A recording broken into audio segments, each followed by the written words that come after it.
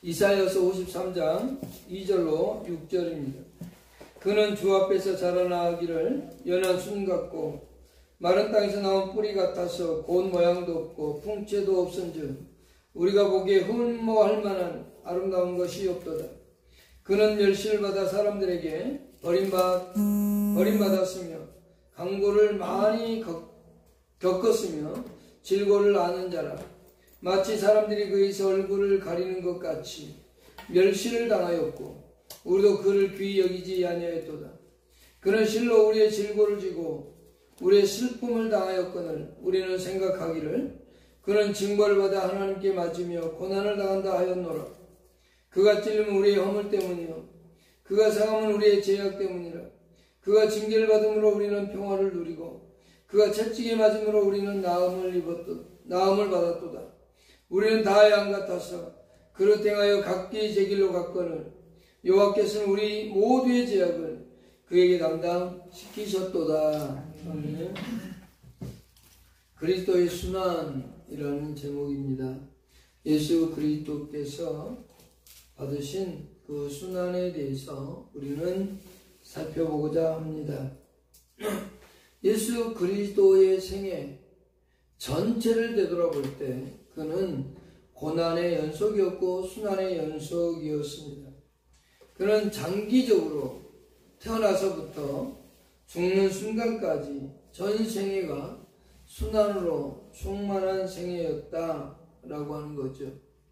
마옥간에서부터 시작해서 마지막 십자가에 죽기까지 그의 생애는 어쨌든 순환의 연속이었고 계속되었습니다. 동시에 또한 마지막 생의 마지막에 이제 마지막이 다 되었을 때 최고조에 이르렀던 걸 볼 수 있죠. 그래서 마태복음 26장 18절에 예수님은 내 때가 가까이 왔으니 라는 표현을 썼죠. 내 때, 이제는 그 구속의 역사의 완성을 이룰 때 이제 자기의 순환의 최고의 절정에 이르렀다라고 말이죠.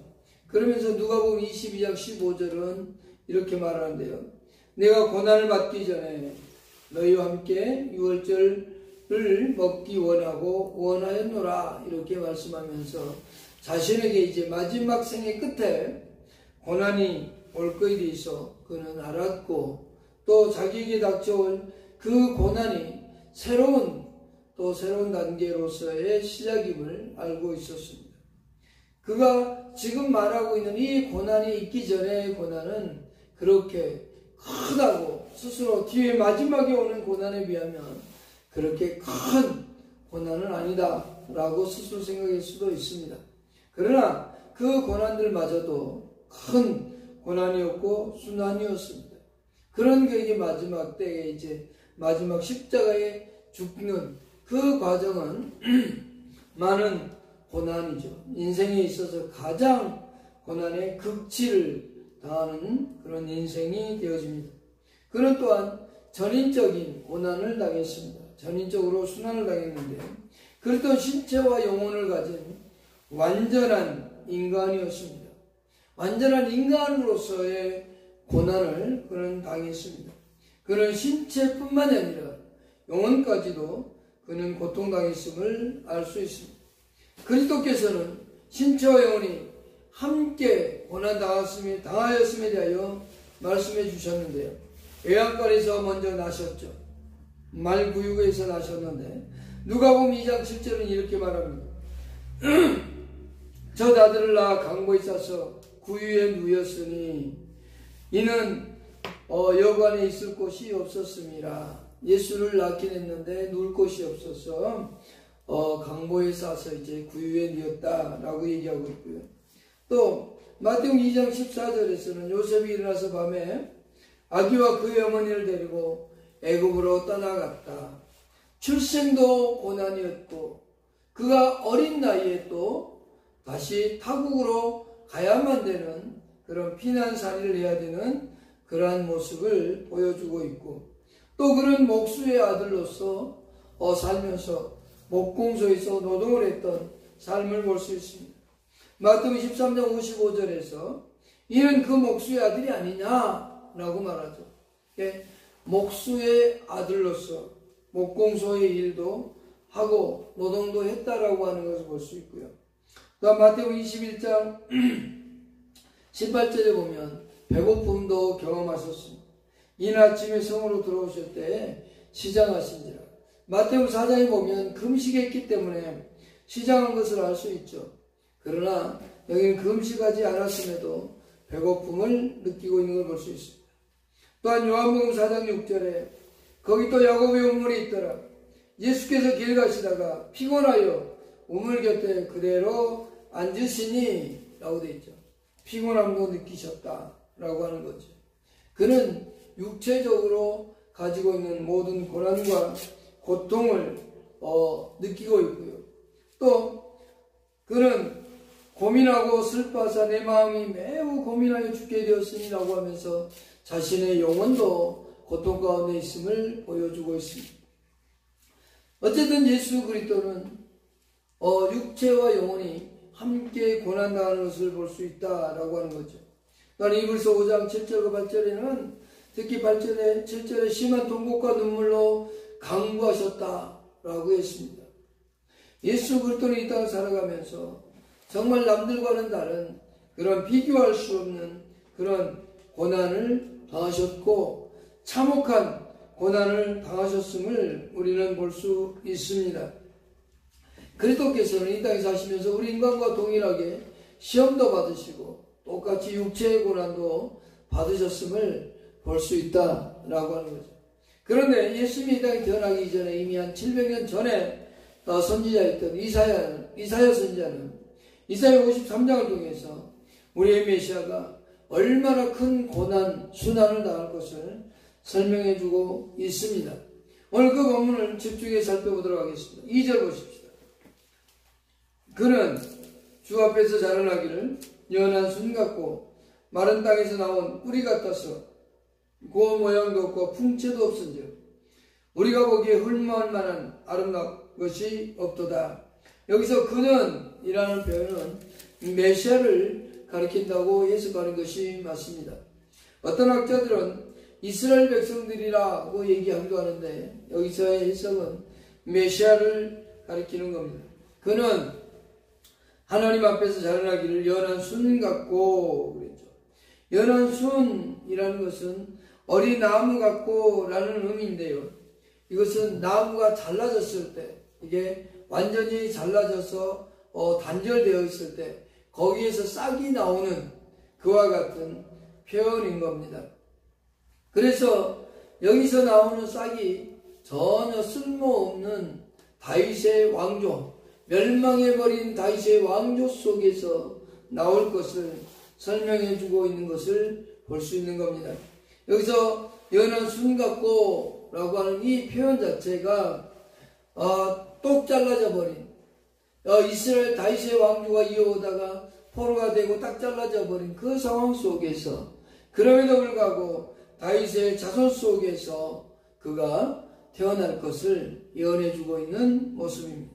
또한 마른 땅에서 나온 이라고 얘기해 주고 있죠. 이것은 예수 그리스도의 출생과 성장이 결코 순탄하지 않음을 암시해 주고 있다라고 하는 거죠. 그러니까 이 예수 그리스도가 다윗의 왕조에서 나오긴 하지만 전혀 힘이 있는 왕조, 정말로 뛰어난 왕조인 것 같지만 당시로 말하면 별로 쓸모없는 그런 곳에서 태어나고 그의 삶 자체가 출생과 살아가는 삶의 모든 것들이 결코 순탄하지 않을 것을 그에게 설명해 주고 있습니다. 그러면서 동시에 고운 모양도 없고 풍채도 없은즉 우리가 보기에 흠모할 만한 아름다운 것이 없도다. 예수 그리스도의 어떤 외적인 모습, 외모를 가리키는 그런 의미가 아니라 그런 모습이다 보기는 예수 그리스도는 우리 인간들이 보기에 그저 평범한 흠모할 만한 정말로 멋있다, 외모가 수려하다, 뛰어나다 이런 것이 아니라 별로 매력이 없는 그저 보통의 사람이라고 볼 수 있겠죠. 이것은 예수 그리스도가 오신 목적이 어떤 외모를 자랑하거나 외모의 뛰어남을 나타내고자 함이 아니라 그는 이 땅에 오신 목적 자체가 바로 남을 섬기고 대속의 제물이 되고자 하심이기 때문에 아름다운 모습, 그것이 그렇게 중요하지 않다라고 하는 거죠. 예수 그리스도는 우리를 위해서 십자가에 죽기 위해서 이 땅에 오시는데 그렇게 외모가 화려할 필요도 뛰어날 필요도 없었던 것입니다. 그렇다면 우리와 똑같은, 정말 우리와 같은 보통의 사람으로서 이 땅에 오셔서 그는 오신 목적을 달성하고자 한 겁니다. 마가복음 10장 45절에 섬김을 받으러 온 것이 아니라 오히려 섬기려 하고 많은 사람의 대성물로 이 땅에 오셨다고 말씀하셨습니다. 예수 그리스도께서 이 땅에 오신 그 목적을 설명하기 위해서 이 외모에 대해서 얘기하고 있는 겁니다. 3절 보십시다. 그는 멸시를 받아 사람들에게 버림을 받았으며 간고를 많이 겪었으며 질고를 아는 자라. 마치 사람들이 그에서 얼굴을 가리는 것 같이 멸시를 당하였고 우리도 그를 위하여 귀히 여기지 아니하였도다 라고 되어 있습니다. 이것은 그리스도께서 이 땅에서 고난받는 삶을 구체적으로 예언해 주고 있습니다.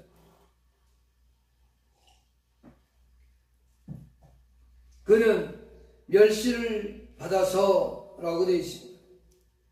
멸시를 받는다 라고 되어 있는데요, 이것은 그리스도의 삶이 매우 천대받는 그런 삶이 될 것을 이사야 선지자를 통해서 예언해 주고 있습니다. 예수님의 생을 한번 되돌아보십시오. 만일에 지금 시대의 예수님이 그런 기적과 이적들을 행한다면 아마 전 세계 매스컴이 주목하게 될 겁니다. 죽은 자가 살아나고 병든 자에게 손 얹은 자 다 낫고 병든 자에게 명령하니 치료가 되고 안진뱅이가 38년 된 안진뱅이가 일어나지 못했는데 그는 걸어가라 했더니 걸어가고 이런 놀라운 일들을 했고 그는 배고픈 이들에게 먹을 것을 주었던 그런 분이셨거든요. 그러면 지금 시대 같으면 전 세계 매스컴이 아마 그를 추앙하고 높이고 막 하겠죠. 그런데 그때 당시 예수님은 그렇게 많은 사람들에게 영향력을 미쳤고 좋은 일을 행하였음에도 불구하고 사람들은 그를 멸시했습니다. 그를 얼마나 멸시했는가를 이따 좀 뒤에 보면 알 수 있습니다. 그를 예수 그리스도는 이 땅에 오셔서 정말로 선하게만 살았고 남에게 피해를 주지 않았음에도 불구하고 그는 천대받는 삶을 살았다라고 하는 거죠. 간고를 많이 겪었으며, 간고는 슬픔이라는 뜻입니다. 그는 슬픔의 연속적인 삶을 살아갔습니다. 그는 이스라엘 백성들을 바라볼 때마다 마음이 아팠고 찢어질 것 같았습니다. 나사로의 무덤 앞에 가서 그는 눈물을 흘리셨고 예루살렘을 들어오실 때 그 백성들의 모습을 보면서 눈물을 흘리셨던 겁니다. 그는 살아가면서 너무도 많은 마음의 고통과 슬픔을 당하며 살았던 삶이었다라고 하는 거예요. 그의 삶의 전체적인 것은 슬픔이 계속적으로 이어지고 또 이어졌던 그러한 모습을 봅니다. 여러분, 마음이 아프면 정말 힘들고 고통스럽습니다. 어떻게든 내와 상관없는 일일지라도 내가 바라봤을 때 그것이 마음이 아프면 너무도 힘든 연속인 그런 예수 그리스도는 이 간고를 많이 겪었다. 여기서 많이라고 하는 것은 셀 수 없을 만큼 예수님은 많은 슬픔을 겪고 참고 이겨나왔다라고 하는 거죠. 그러면서 질고를 아는 자다. 세 번째는 질고를 아는 사람이다라고 되어 있습니다. 그리스도께서 육체적으로 고통을 당했다는 게 아닙니다. 예수께서 병이 들어서 그런 고난을 당했다, 그런 의미가 아니라 예수 그리스도께서는 육체적인 고통이 인간들에게 얼마나 큰 건지 그것을 똑같이 느끼는 그러한 표현입니다. 예수님께서 그러니까 우리 인간이 당하고 있는 몸의 질병 때문에 당하는 그 고통을 그 누구보다도 잘 알고 계시는 분이라는 겁니다.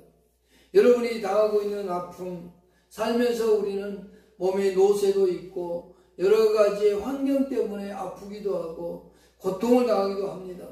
그런데 우리 예수 그리스도는 여러분의 모든 질고를 안다는 겁니다. 질병을 통해서 오는 고통, 여러분이 당하는 슬픔, 여러분이 세상으로부터 멸시당하는 것, 그 모든 것들을 우리 주는 다 알고 계신다라고 하는 거죠. 이 모든 것들이 예수 그리스도께서 분명히 우리 인간과 동등했다라고 하는 것을 설명해 주고 있는 겁니다. 저와 여러분들과 똑같은 완전한 인간으로서 이 땅을 사시면서 고통당하는 사람들의 마음, 그 고통의 깊이까지도 느끼고 아셨다는 표현이 바로 질고를 안다라고 하는 겁니다. 그것은 곧 그리스도의 인간성을 우리에게 잘 표현해주는 그와 같은 모습인 거죠. 예수님은 인간으로서 저와 여러분들과 똑같은 모습으로 이 땅에 오셨다라고 하는 거죠. 4절 보십시다.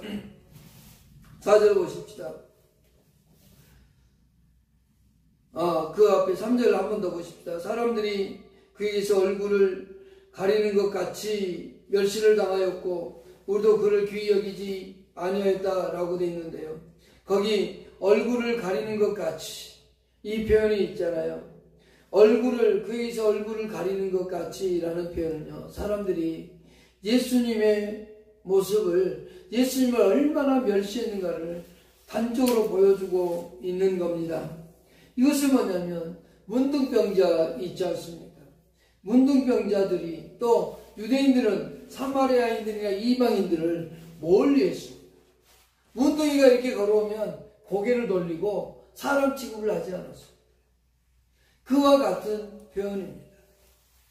이 문둥병자들이 돌아올 때 그들은 하나님의 저주를 받은 사람이라고 했고 그것이 전염되기 때문에 그들과 얼굴을 마주치지 않았습니다. 오히려 얼굴을 돌려서 피했고 또 때로는 돌을 던져서 못 오게 했었습니다. 여기서 얼굴을 가렸다는 표현이 바로 그와 같은 표현입니다.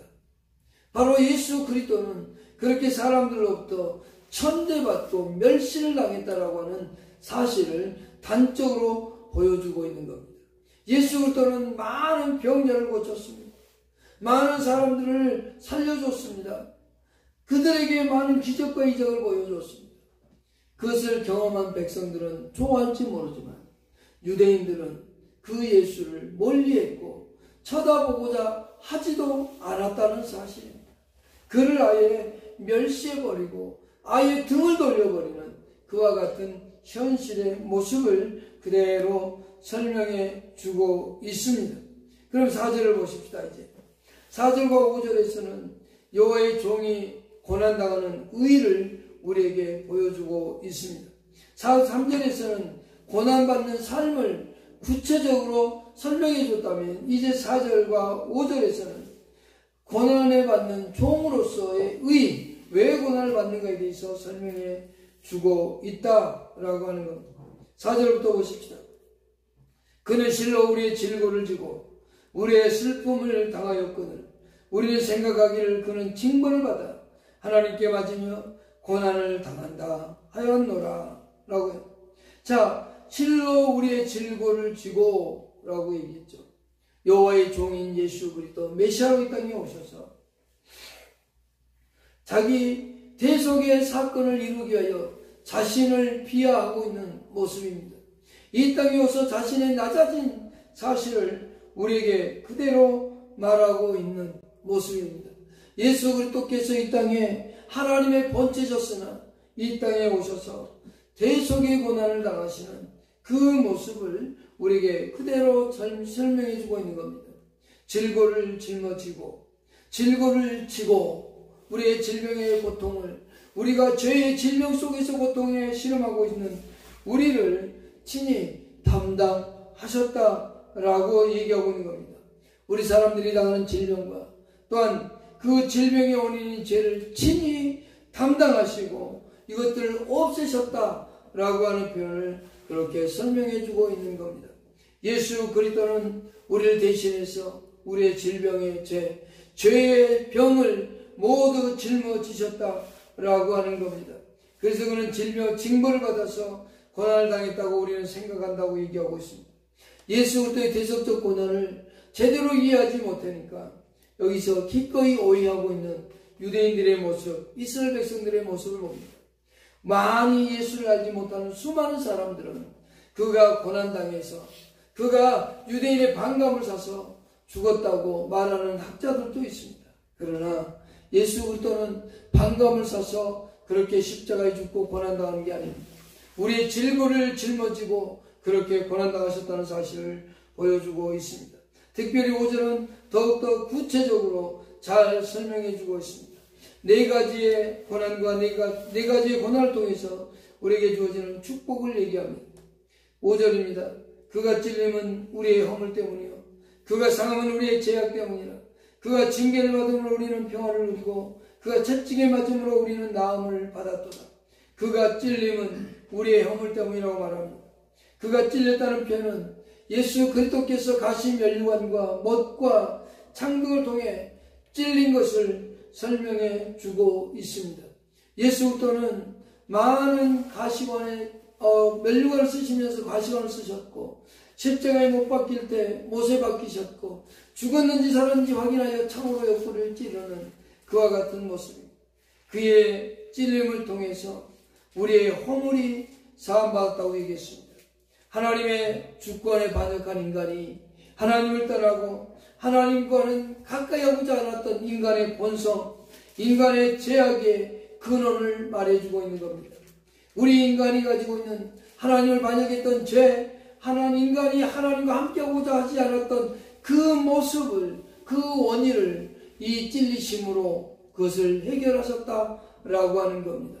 우리는 하나님과 함께하기보다는 내 스스로 살아가기를 더 좋아하고 더 기뻐하지 않습니다. 그런 우리를 위해서 그는 찔리셨고 그는 못 박히셨다는 사실을 우리에게 설명하고 있는 겁니다. 또한 그가 상했다라고 얘기합니다. 상함은 그랬죠. 그가 상함은 우리의 죄악 때문이라. 뼈가 부스러지는 것 같은 처참한 모습을 설명하는 겁니다. 그가 상했다는 이 표현은 뼈가 부서지는 겁니다. 뼈가 부러져 보신 분들은 아마 알 겁니다. 그 고통이 얼마나 큰지. 특히 갈비뼈가 부러지면 움직이기조차 힘들죠.